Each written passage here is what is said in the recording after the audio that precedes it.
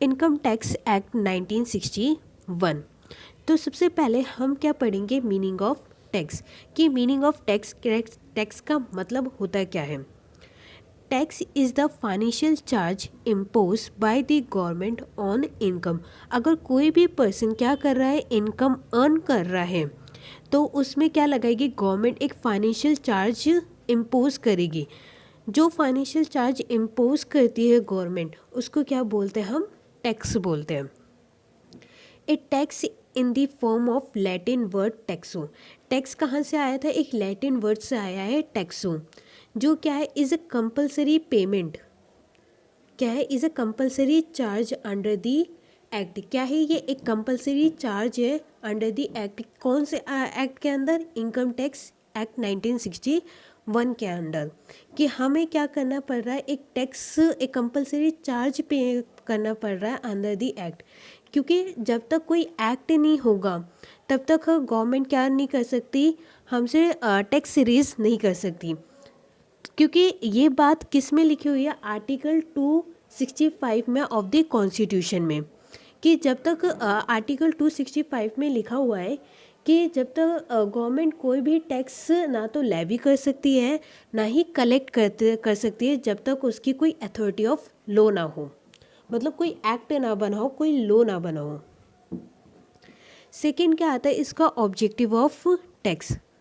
Objective of tax का मतलब कि ऑब्जेक्टिव क्या होते हैं टैक्स के, कि गवर्नमेंट हमसे टैक्स क्यों ले रही हो। क्योंकि इससे क्या आएगा, गवर्नमेंट को रिवेन्यू आएगा। गवर्नमेंट को रिवेन्यू आएगा तो उससे जो बैकवर्ड एरिया है वो डेवलप होंगे। बैकवर्ड एरिया डेवलप होंगे तो हमारी जो डोमेस्टिक इंडस्ट्री है वो क्या होगी, एनकरेज होगी। क्योंकि आपको पता ही होगा कि जो फॉरेन कंपनी होती है, और दो तरह की कंपनी होती है, एक होती है फॉरेन कंपनी और एक होती है इंडियन कंपनी। इंडियन कंपनी में जो टैक्स इम्पोज होता है वो बहुत ही कम होता है। जैसे 15% का टैक्स हुआ था फाइनेंस एक्ट 2020 में, और फॉरेन कंपनी पे 40% का टैक्स लगता है। तो इससे क्या होगा, हमारी डोमेस्टिक इंडस्ट्री को क्या मिलेगा, एनकरेज मिलेगा।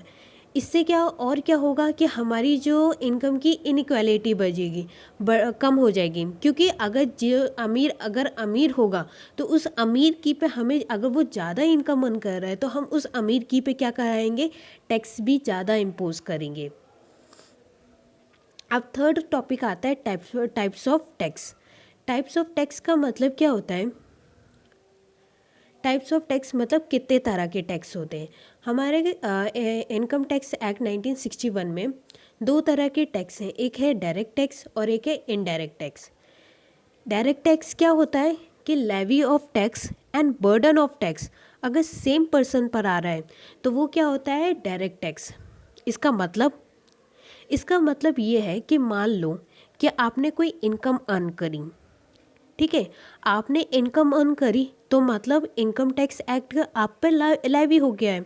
लेकिन उस पर बर्डन भी अगर आप पर आ रहा है, मतलब कि आपकी ही इनकम से कट रहा है वो टैक्स, तो वो क्या हो गया कि मतलब कि आपकी लेवी भी हो रहा है और बर्डन भी आपकी इनकम पे आ रहा है, तो वो क्या हो गया, सेम पर्सन पे हो गया। तो इसे कहते हैं हम डायरेक्ट टैक्स। और इनडायरेक्ट टैक्स क्या होता है कि levy of tax and burden of tax अगर डिफरेंट पर्सन पर आ रहा है तो इसे कहते हैं इनडायरेक्ट टैक्स। Indirect tax.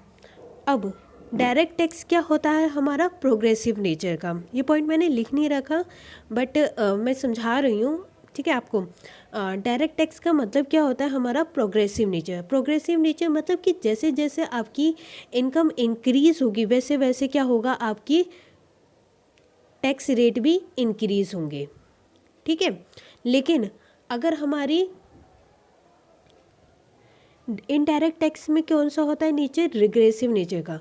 जैसे जैसे आप सामान, कोई भी प्रोडक्ट इंक्रीज कर रहे हो तो उस पर जो रेट होगा वो क्या होगा, कांस्टेंट होगा। मतलब इसका कि जैसे मान लो आप डोमिनोज पे गए तो डोमिनोज वाले पे अगर आपने एक पिज़्ज़ा खरीदा तो उस पर क्या लगता है 5% का टैक्स। लेकिन अगर आपने 10 पिज़्ज़ा खरीदे तो उस पर भी क्या लग रहा है, टैक्स रेट 5% ही लग रहा है, तो इसलिए इसे इनडायरेक्ट टैक्स को क्या कहते हैं, रिग्रेसिव नेचर का, और डायरेक्ट टैक्स को क्या कहते हैं, प्रोग्रेसिव नेचर का। डायरेक्ट टैक्स के एग्जाम्पल क्या क्या हैं, जैसे इनकम टैक्स और इनडायरेक्ट टैक्स के जीएसटी। तो आज का सेक्शन यही ख़त्म करते हैं, मिलते हैं नेक्स्ट वीडियो में। Thank you so much for the watching this video. Thank you.